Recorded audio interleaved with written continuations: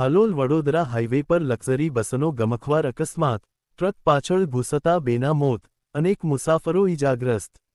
વડોદરા જિલ્લાના Jarod police station હદમાં આવતા હાલોલ વડોદરા ધોરીમાર્ગ પર આજે વહેલી સવારે એક ગંભીર માર્ગ અકસ્માત સર્જાતા સમગ્ર વિસ્તારમાં ચકચાર મચી ગઈ છે।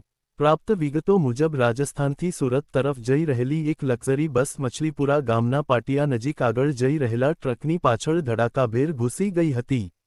અકસ્માત એટલો ભયંકર હતો કે બસનો આગળનો ભાગ સંપૂર્ણપણે ક્ષતિગ્રસ્ત થઈ ગયો હતો અને બસમાં બેઠેલા મુસાફરોમાં ભારે અફરાતફરી મચી ગઈ હતી।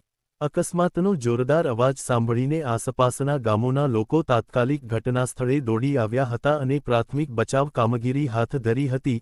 ઘટનાની જાણ થતાં જ જરોદ પોલીસ સ્ટેશનના પી.આઈ. જાડેજા સાહેબ સહિતનો પોલીસ કાફલો સ્થળ પર પહોંચી ગયો હતો।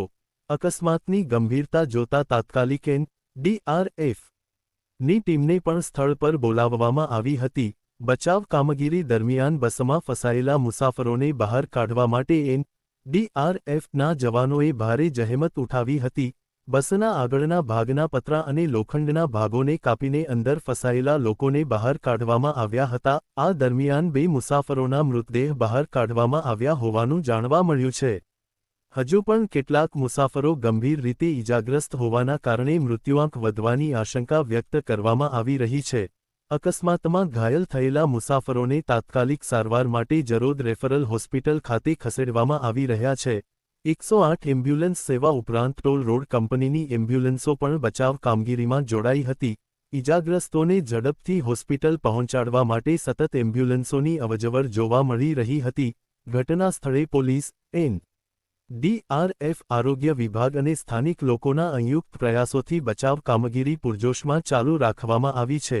અકસ્માતનું ચોક્કસ કારણ હજુ સુધી બહાર આવ્યું નથી। જો કે પ્રાથમિક અનુમાન મુજબ બસ ચાલકે વાહન પરનો કાબૂ ગુમાવતા અથવા પૂરતું અંતર ન રાખતા ટ્રકની પાછળ ઘૂસી જતા અકસ્માત સર્જાયો હોવાનું માનવામાં આવી રહ્યું છે। જરોદ પોલીસે સમગ્ર મામલે વધુ તપાસ શરૂ કરી છે અને મુસાફરોની ઓળખ તેમજ અકસ્માતની હકીકતો જાણવા માટે કાર્યવાહી હાથ ધરી છે।